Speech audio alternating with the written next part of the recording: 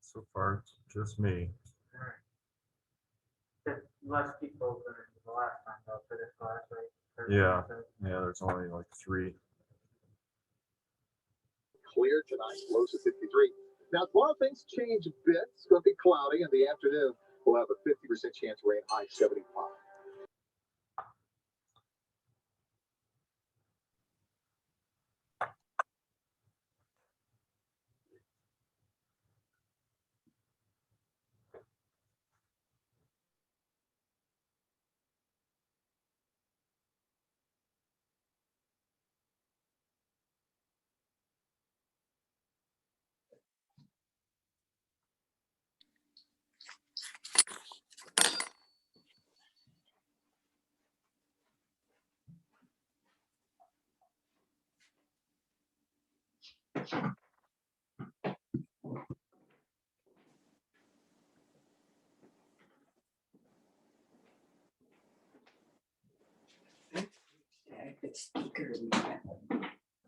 Yeah, but it's not him.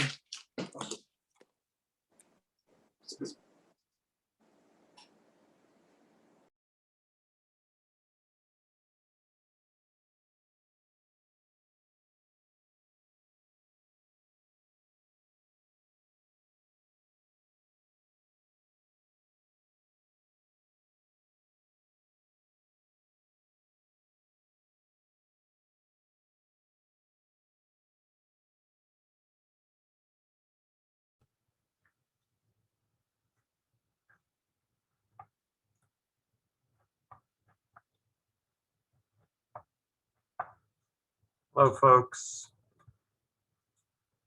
We will get started here momentarily. Thanks for joining us today. We will start here in just a second.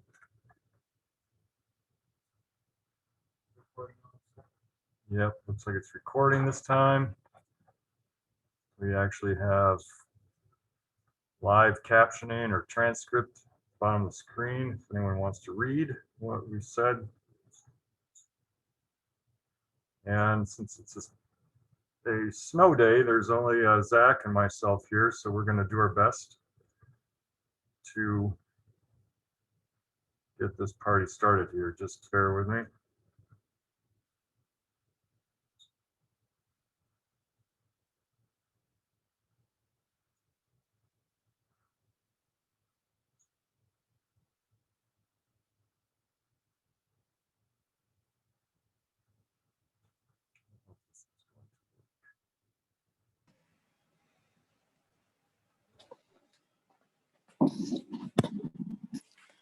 You want to mute that?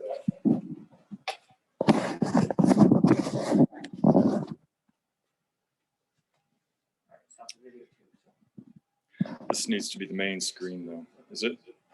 Can you make sure it's pinned or?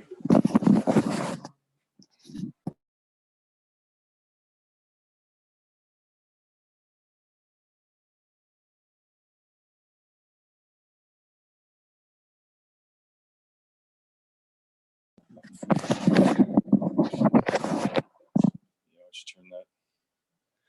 Okay. Well, I'm Tim Potter and General Manager here, or Sustainable Transportation Manager. It's my own little title that I gave myself. And here's Zach. He's going to be our cameraman again today. He's been doing a great job. He's one of our student mechanics. So we'll let him take over the camera. And unfortunately, we are low staffed today, so we don't have someone running the chat session. So you're welcome to type any questions or comments in there, and we do look at the chat transcript later so we can respond to questions later. Or after the presentation, we'll have a time for Q&A, so you can also ask questions then. So let's do the quick walkthrough.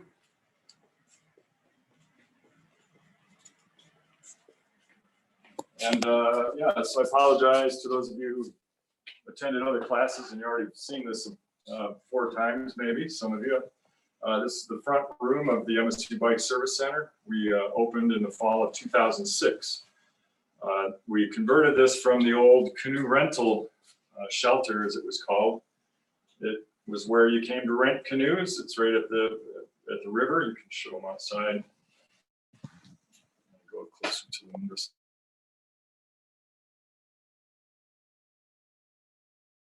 Hall. So Farmland Bridge is just to the left.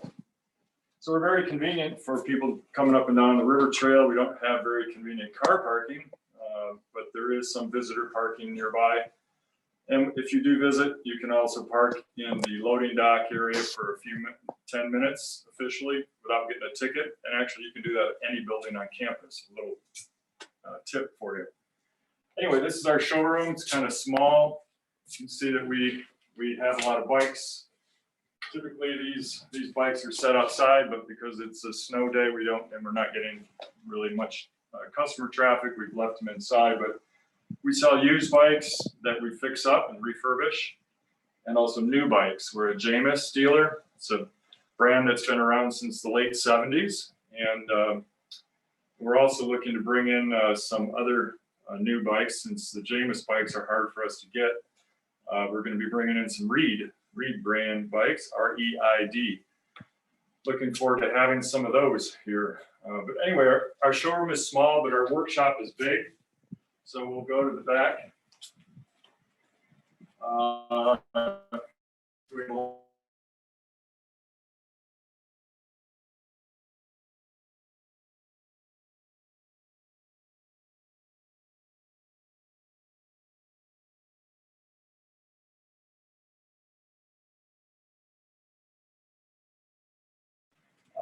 So we've got like one of the biggest workshops in Michigan, actually, I believe. We've got 3 double work stands, so we can be working on up to six bikes at a time. And oftentimes we are when we're in the busy part of the season.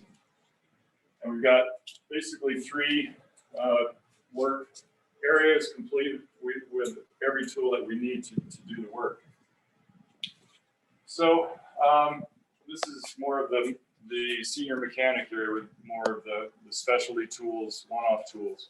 And this is where we'll be spending this session today. So first off, so the class was named after emergency wheel repairs. I decided that we're going to add a few more things so we can fill up the half hour to include other things other emergency kind of mechanical problems that might happen when you're out riding, and what you might be able to do to be able to not have to walk back to your car or back home, or not have to call someone on the phone to come pick you up.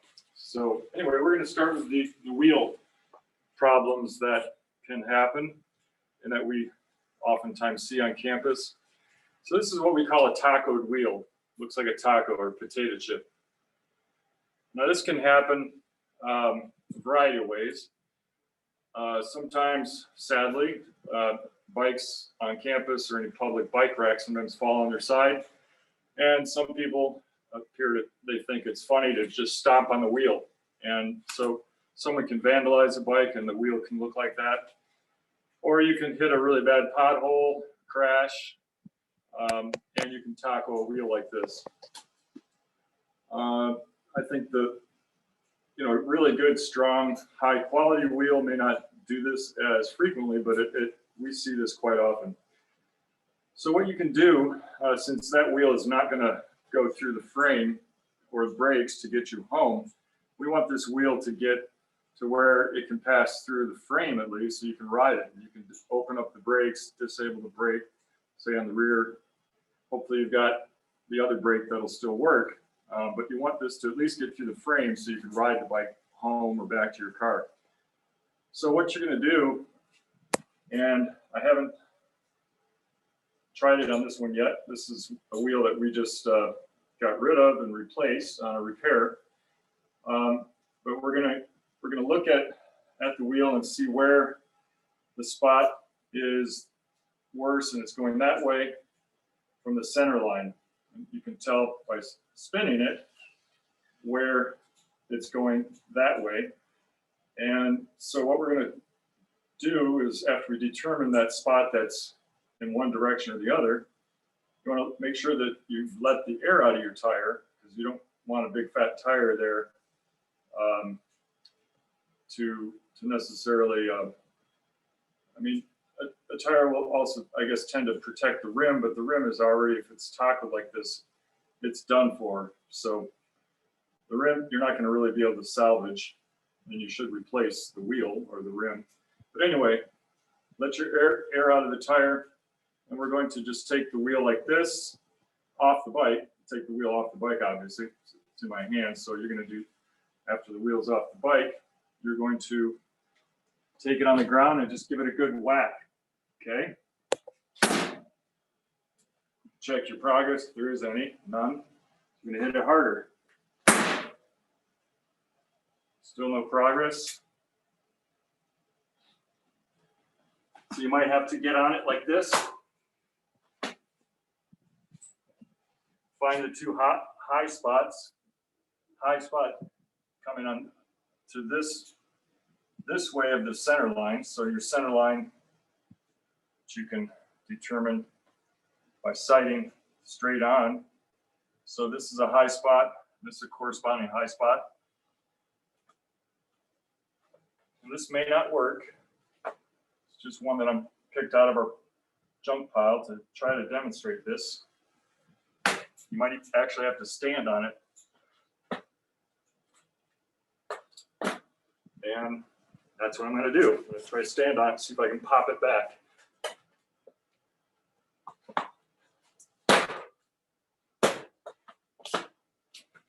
The objective here is just to get it so it'll go through the frame so we can ride it home. It isn't pretty, but hopefully it'll be faster than walking home.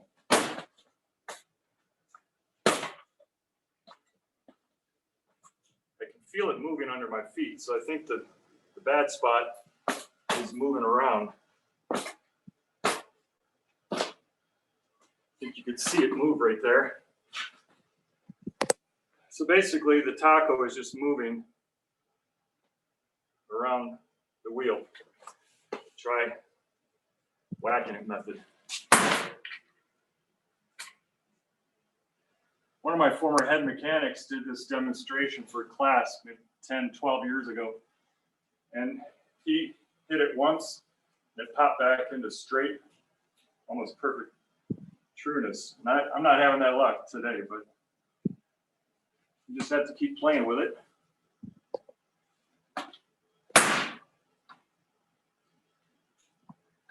It's getting better, actually. You may not be able to tell from there.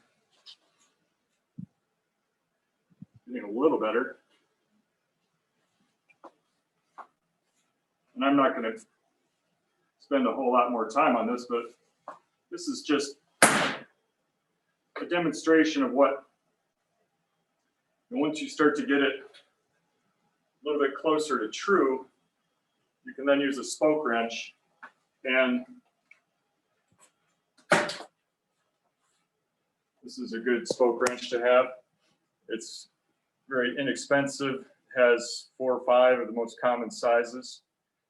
So I like to carry a spoke wrench with me in my tool bag because I've broken spokes before. So it's good to have a spoke wrench with you. That, or you can get really tiny crescent wrenches, like 4-inch crescent wrenches. And a crescent wrench can actually be used for a spoke wrench. You can put it right on a spoke. You turn a spoke with a small crescent wrench, and then this crescent wrench you can use on other parts of your bike. So it's a crescent wrench, a small one, is a really handy thing to have in a tool bag as well. So that's a demonstration of how you can get a taco wheel back to closer to being true, and then you could spot true it if you got a spoke wrench, hopefully, or a crescent wrench. Or let me show you, this is a wheel that I prepared to talk about the next thing, and it'll also demonstrate some other things. But I think if you've been bicycling for a while, you've broken a spoke before. So this, I took this wheel and basically just to simulate a broken spoke, I loosened this spoke up all the way, and you can see that it now, come over here's that, or there. You can see that where that broken spoke is, right here, the rim is going that way, and it's going to hit your brakes, so you won't be able to ride that home without opening your brakes, so you can't use or get any braking power. So what you can do, well, I mean, some people, if they're going on a very long tour, they'll bring some spare spokes.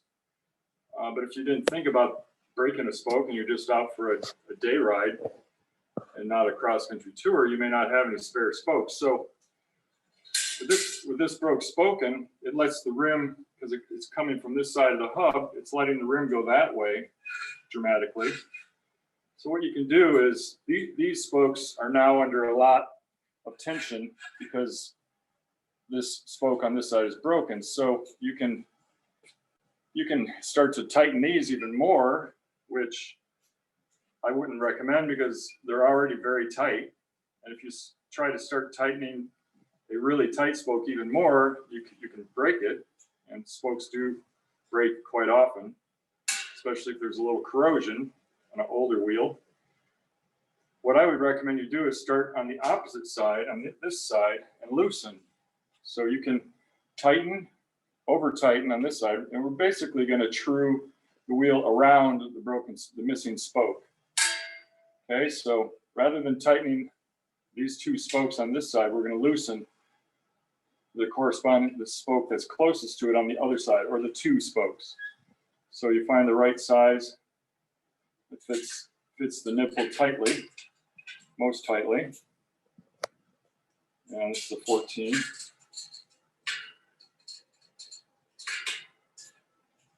And a lot of people don't really understand. It's confusing to know when are you tightening versus loosening. A good rule of thumb is simply to think of the spoke as a long bolt, and your spoke nipple is just a nut. It's a type of nut that goes on the end, so it's righty-tighty, lefty-loosey. So as long as the spoke is facing you like this, the end of the spoke, it's righty-tighty, lefty-loosey. If it's on the opposite side, it's going to mess with your mind. So spin the wheel close so it's facing you, like it is right now. And so to loosen, I would turn it lefty-loosey. So I'm going to turn it to one turn and check my progress. So it's still hitting on that side, so I'm going to now loosen. I did that one. Doesn't really matter which one, but I'm going to work on these two spokes that are surrounding the missing spoke. So that's righty-tighty, lefty-loosey. So I turn it, this one, full turn, check my progress. It's almost back to being rideable. So just one turn on each one is almost. Another turn there, check my progress. Work on one spoke at a time when you're learning. Don't work on more than one at a time. So you can come around here so that I can show them how it's. You can see there's still a bad spot right there. Your missing spoke is right here.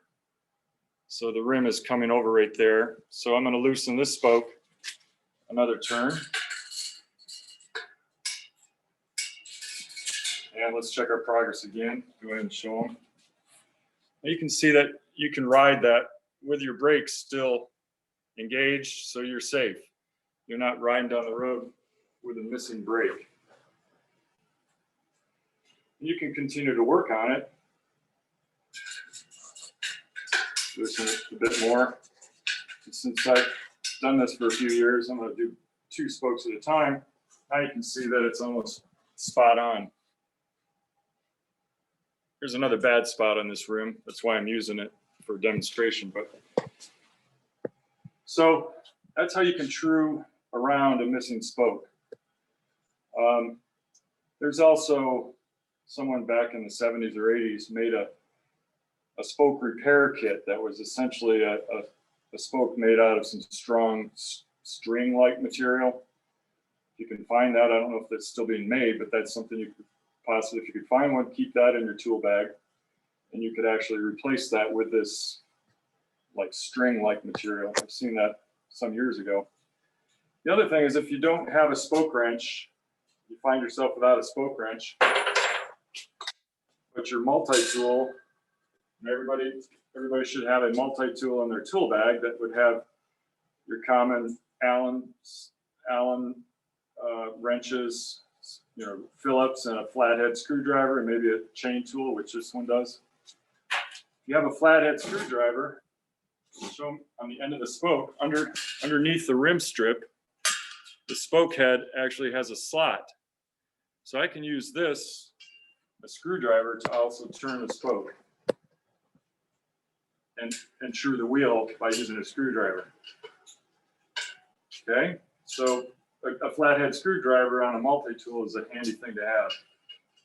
So I can, assuming that your spokes are not all rusted, you should be able to turn the spoke.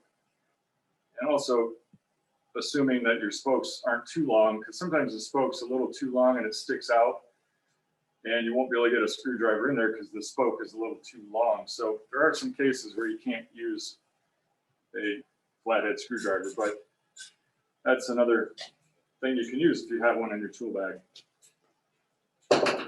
So let's see. Another thing that's wheel related, we covered flat repairs, how to change a flat. Sometimes you're out on the trail and you don't have an inner tube, and maybe you don't have a pump, maybe you don't have a patch kit. I've never done this myself, but I've heard people say that you can basically fill your tire, take the tire off or halfway off, and fill it with pine needles or leaves or soft grass, newspaper, roll up newspaper, and you can just stuff the tire with all kinds of stuff so that you can ride it without doing too much damage to the wheel. So that's another hack that you can use if you're way out somewhere and it's going to be faster to ride home on that than it would be to walk. So that's another thing. But just if you do have the option to get some help to come pick you up or to walk it, if you have nice wheels, bear in mind that if you ride on a nice wheel, you can damage your wheel, and the rim may have to be replaced. So keep that in mind, because some wheels are very expensive. So you wouldn't want to ride on a nice wheel because some wheels are $100, $200, $500. Certainly if they're carbon. So that's a few things that you can do for an emergency to get yourself home if you have damage to your wheels. Let's see. Don't see. Again, we don't have anyone monitoring chat. So let's go to my notes. Okay. Another thing that has happened to me, I've broken a chain when I'm out riding. And that's why it's important to measure your chain wear at least once a year and see. We covered this issue a couple classes ago. But putting a measurement, a ruler up against your chain. Sorry about that. With a ruler, tape measure 1 foot. If you put the 0 point, and this ruler, I apologize, it's kind of hard to see. If you put the 0 point on one pin of the chain, you go 12 inches down here. This is kind of a small bike, or you could go 10 inches or 11 inches, but this should line up, a new chain would line up perfectly at the 1 foot mark. At 11 inches, it also should be very close to lining up. So if you do that quick check yourself and you find that it goes a 16th or 1/8 of an inch or beyond that 1 foot mark, then your chain is worn out and really should be replaced, because it will break at some point. And when a chain breaks, it basically can and does cause you to crash, because it's going to break when you're putting a lot of pressure on the pedals to say go up a hill, or in my case, I was trying to get up across the road before the oncoming traffic came, and I was trying to accelerate, broke, and I went all over the road. All my stuff was all over the road. Thankfully, I didn't get run over, but just it's something that you want to be careful about and not keep riding a very worn out chain. So let's assume my chain broke. Okay, I'm gonna simulate a broken chain by releasing my master link or quick link here. Okay, so we got a broken chain. What to do? What to do? Well, if you carry a quick link or master link in your bag, maybe put it in a small Ziploc bag because they're two small parts. This is handy to carry this with you. However, when it's broken, the broken end of the chain is not going to be nice like that. It's going to have some remnant of the chain still on it, and you're going to have to get that off. And the only way to really get that broken part of the chain off is by using a chain tool. So I like to keep a small chain tool with me in my tool bag. You can get the small, it's quite small, park tool, chain tool, and this is a nice one that similar to the shop grade chain tool. The pin can be replaced, and these pins do bend and get damaged. So this is a nice tool, $17. It'll last you a lifetime because you can always replace those pins if you do bend it. Some better multi-tools will incorporate a chain tool in the multi-tool. So if you're going to go out and get a multi-tool, get one that has a chain tool built into it. And then you basically just drive the, let me get a section of chain here. Chain bits. So at the end of the broken chain, you're going to want to drive that busted link off of there. So with a chain tool, you would just line up the pin to that pin, and you would drive the one out to get rid of just before the broken link. You would drive the pin all the way out, back this out.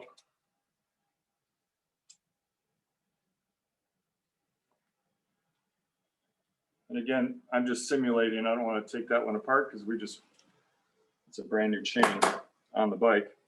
But you want the end to look like that and the other end to look like that.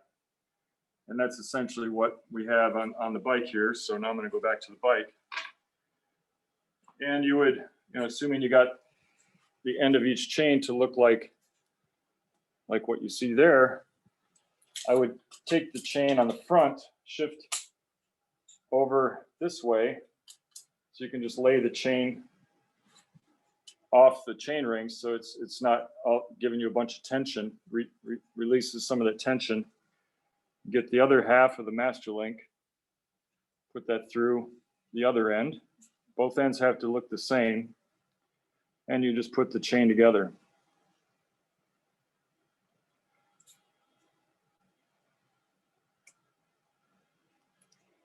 It goes like that. Once you get both sides in, you just pull it together or bring it up, get your chain back on.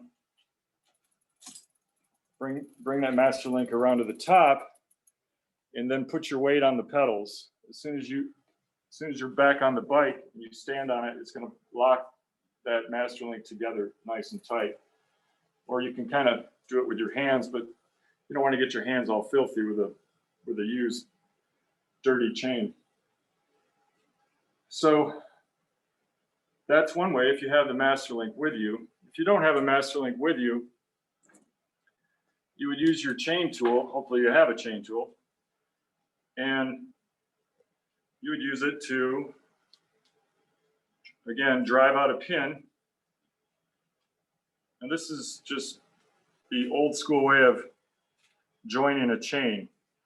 You drive the pin out, not all the way through, like we did earlier to get rid of the broken piece, but we're going to drive the pin so that it's just out enough, but not all the way through, so that we can reuse. We're going to reuse that pin. So you want to be careful here that you don't push it all the way through. And it does come with some practice, but just be careful that if you push it all the way through, you're not going to be able to rejoin it, because you can't put that little pin back in the link. So it's best to err on the side of not going too far. Check it, see if you can separate it. If not, push it a little bit more.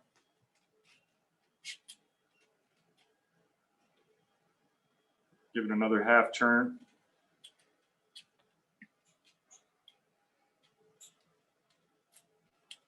And then if you pull it like that, it should, that pin, see how the pin is still in this plate and it's just barely poking through on this side.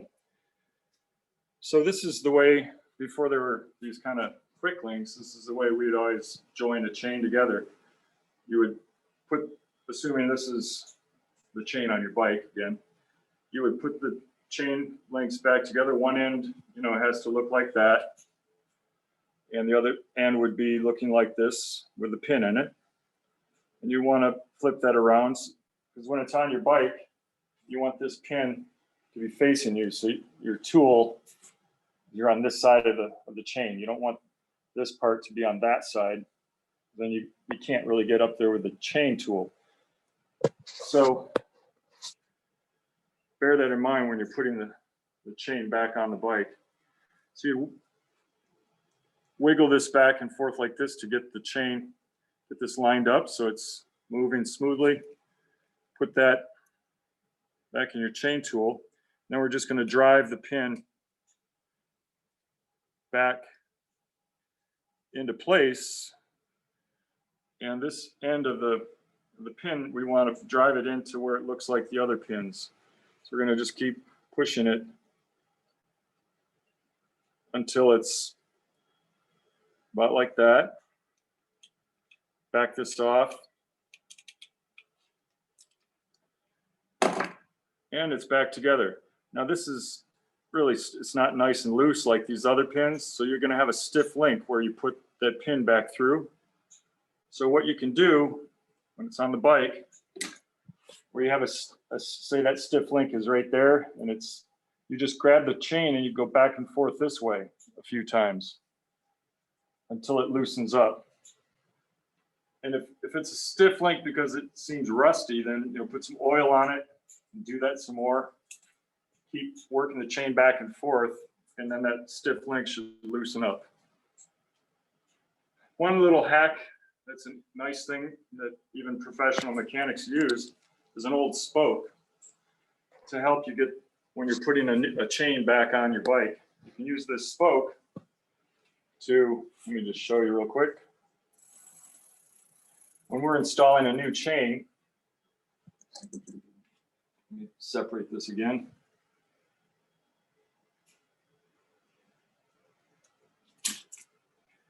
Rather than fighting to get this together, we simply put one end of the spoke through here, one end of the spoke through there, and now we can join it together without fighting the tension.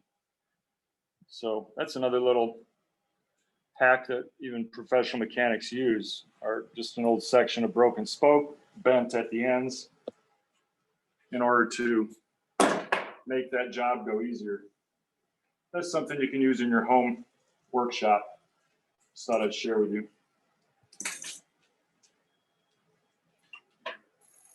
All right.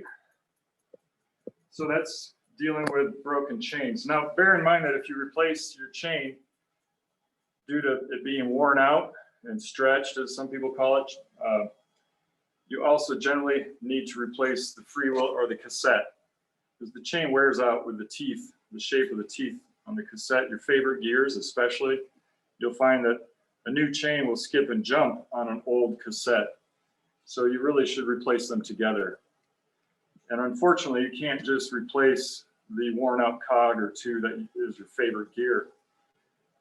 So we talked about this in one of the last classes, but just try to use more of your gears so that you don't prematurely wear out one or two gears. So I recommend people use more gears. You've got 21, 28, 30, 40 gears, just use more of them. All right, let me go back. Notes. Okay, sometimes you might break a shift cable. We're going to talk about what to do In this situation, when your shift cable breaks, what happens? Well, your derailleur has a spring that brings it into the smallest cog here, which is your heaviest, hardest gear. So say you're mountain biking, this is an old mountain bike, but say you're mountain biking on a trail and you're stuck in your hardest gear, that's going to make it really hard to ride a very long distance. So there's a couple things you can do. If you've got your multi-tool or a Phillips screwdriver, these two set screws here are your limit screws, but they can also be used to actually change gears. So watch this. This screw here sets the limit on how far the derailleur comes this way, and it'll probably have an H next to it. The L means low, so that would be the limit screw for this gear, your lowest, or it's physically big, but it's your lowest gear. Anyway, this one's not marked, but I checked this earlier. This is as I turn this, I can change gears. So as I turn it again, I shifted one gear right there.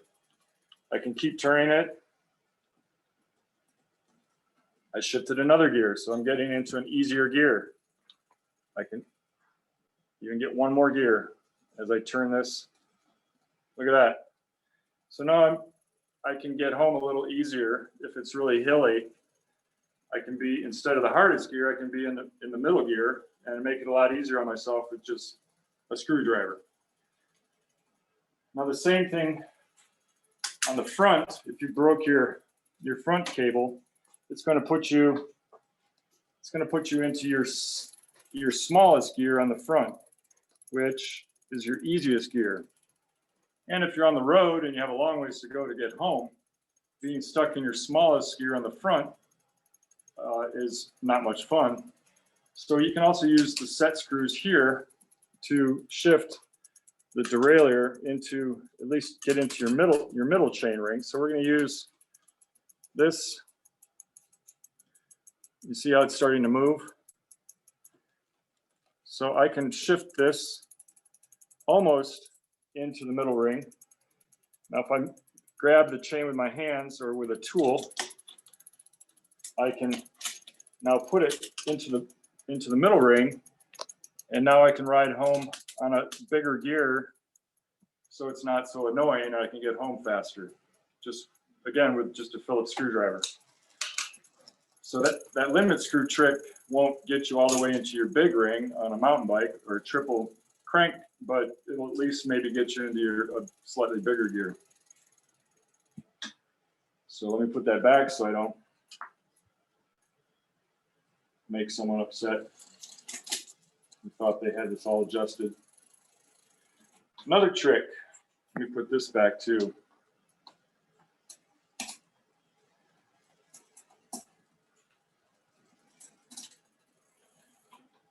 Okay, so say this cable broke. Well, it's not doing us much good, so you can pull the whole cable out. You're on the road again, and you have a long ways to go home, and you want to say be in your easiest gear because maybe you've got some really big hills to climb, and you really need that gear.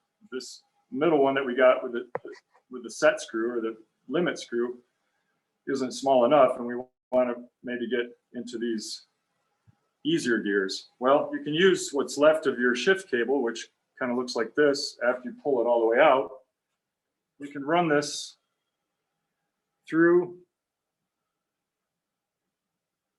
pull the broken one off, and with your multi-tool, the Allen tool, I loosened this up earlier, but you loosen this up, pull this out, and that's going to be gone. You can keep these parts, this housing you might want to hang on to.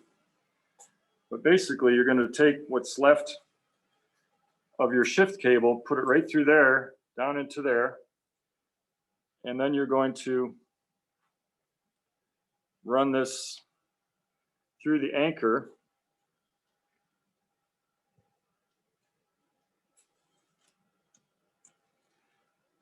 And then it would help if you had a friend or you can push it into that upper gear, and then tighten that Allen bolt up, and now you're able to ride home in that smallest gear or one of these other gears that you couldn't get into with just the limit screw. And if you had a bunch of extra cable, you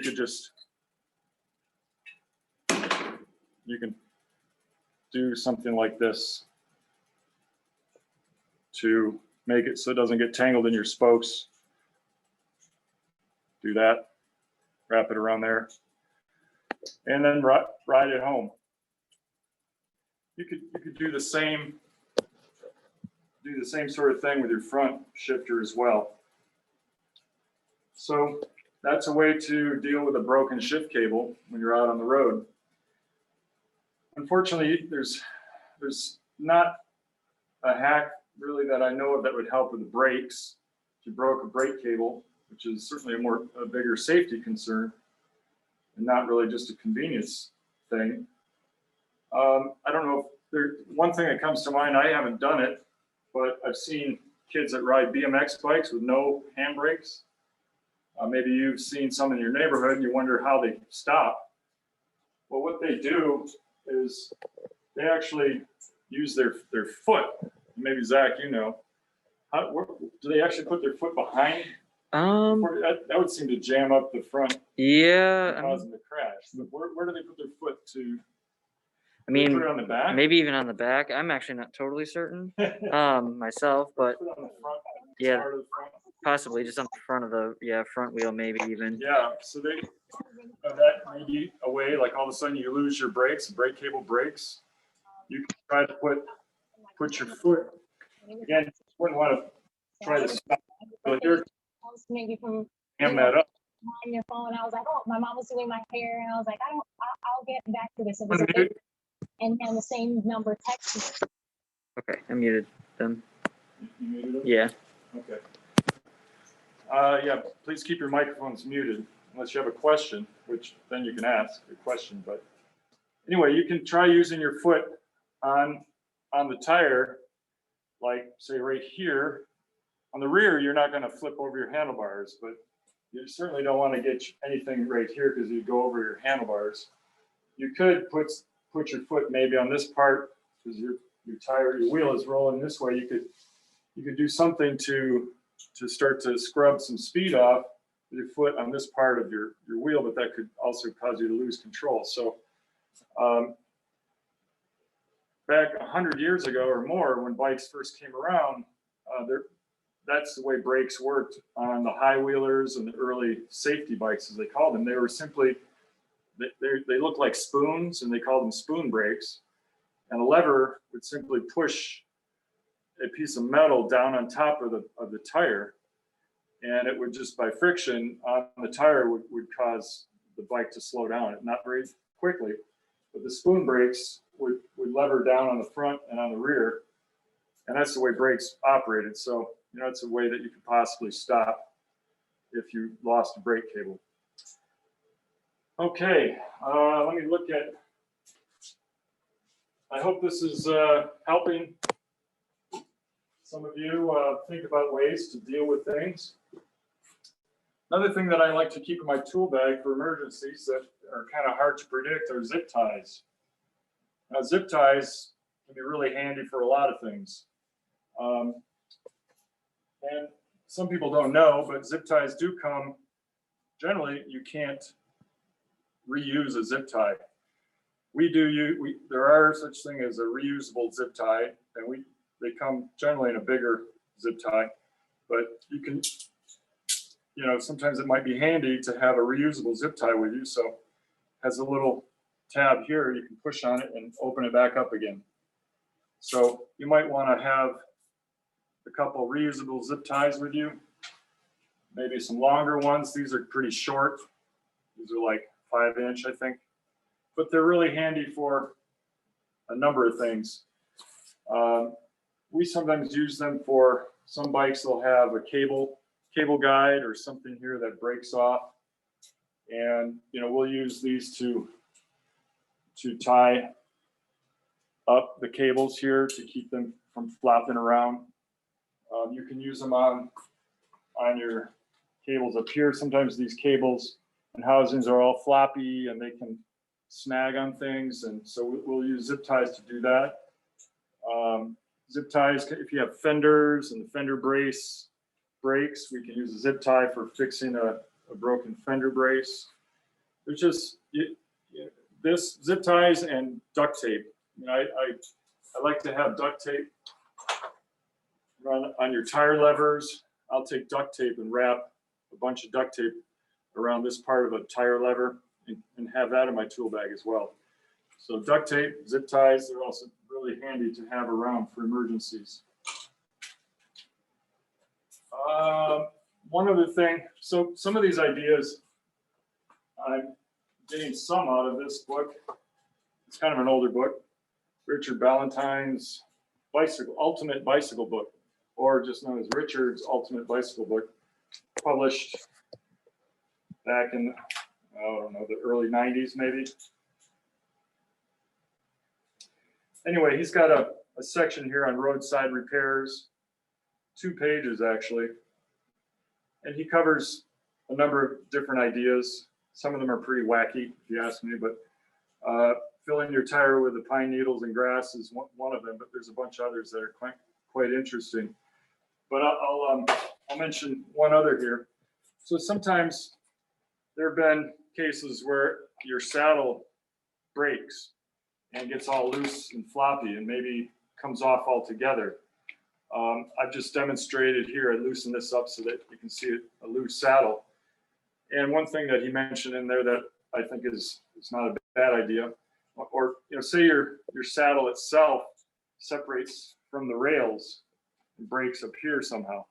Well, if one of you can go shirtless, can take a jersey or a shirt, and you can use some clothing to either make pad your saddle if the saddle better than if your option is to sit on rails, or you can make some cushion with your clothing, or you can use the clothing to tie it down more securely to the seat post.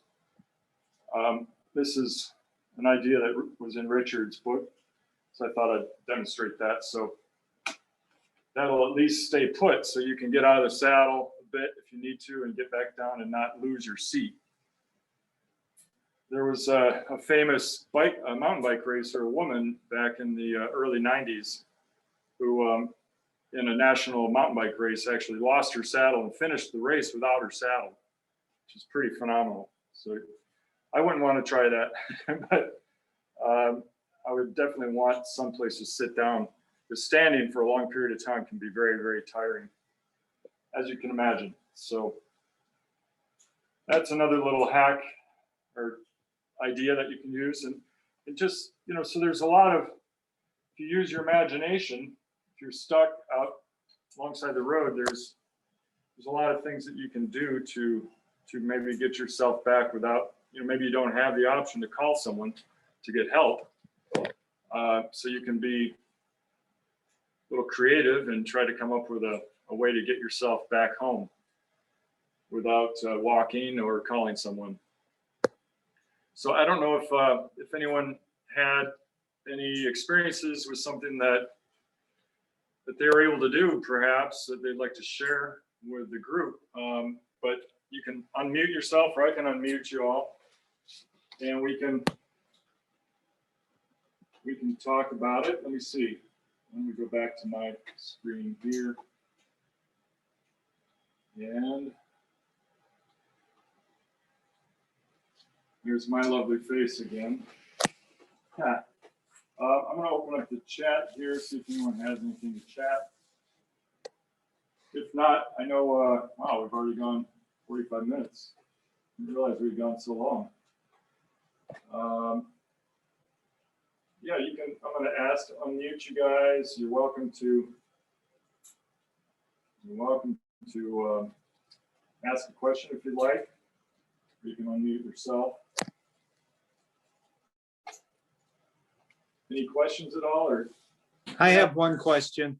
Yes. I have a tire that's bulging where it's by the valve stem. I'm putting air in it. I'm running those tubes that have the goop in them to keep them from going flat if you get a puncture. I wonder if that caused that to bulge. The slime stuff, Yeah. I'll face the screen here. I don't think slime would cause the tire to bulge. The bulging might be a couple things. It could be that the tire is not seating correctly. Right. You might try deflating the tire and just look down. Well, let's show Zach's. Let's go back to Zach's camera view. Let's see. So look down here with it deflated. You can look and see if there's anything obstructing right here on the rim. Sometimes yellow thing, the rim strip might have slipped and it might be up into where the tire wants to seat on right under that lip. Oh, okay. And that would cause the tire to ride up right there and not seat properly. Now, you said it's near the valve? Yes. Yeah, so sometimes if the valve is pulled down before you get the tire properly mounted and seated, then the valve has got a thick place right around at the tube, and that right there is a pretty easy place to get the tire won't seat properly because the valve was pulled down before getting the tire seated. So deflate your inner tube, push that valve up, get the tire seated down there better, right around the valve, and then pull the valve down and then reflate. And that should solve the problem. All right. Thank you. Sure. Anyone else have any? I mean, you can also email at bikes@msu.edu if you have questions that come up in your mind later. And yeah, I'll shoot you up. Hopefully the recording worked this time. It says it's recording, so hopefully there is going to be a good recording of today's session that you can look at later or share with friends. And yeah, I appreciate you. We're here Monday to Friday, 10 to 5, and even on a snow day like this, we're here. It's pretty heavy and deep, but we made it in. Mm-hmm. Several of us didn't, but that's all right. It's good to take a day off now and then. We are having a February Love Your Bike sale through the end of February. Yeah. 20% off bikes, new and used, and tune-ups. So if you're thinking of getting your bike tuned up, it's best to get in now with any bike shop before it gets busy. Because once it starts to get busy, you're going to have a week or 2 weeks or more backlog to get your bike back, and that would kind of stink. We're turning tune-ups around right now in about a day, so you wouldn't have to worry about it. Once spring comes, you'll be ready to roll. So yeah, I hope come on in. We give estimates are free. Our tune-ups are typically $65 plus parts if any are necessary, and we'll take a close look at your bike and let you know if any other parts look to be necessary. But yeah, I appreciate you coming, attending today, and we've got a couple more classes left. Let's see, bike commuting 1 for beginners, bike commuting for intermediate, and then reimagining your bike, making your bike into some other type of bike. Like, say you've got a mountain bike or a hybrid and you want to go touring, or you want it to be more like a gravel bike. We'll talk about making your existing bike into a different type of bike, so you don't necessarily have to go buy a new bike. I mean, it's always fun to go buy another bike, but you may not have to. So thanks again, folks. Enjoy this beautiful snowy day. I'm a cross-country skier, so I'm happy. Got new snow. Thanks again, and stay upright. Go green. Go away. Yeah.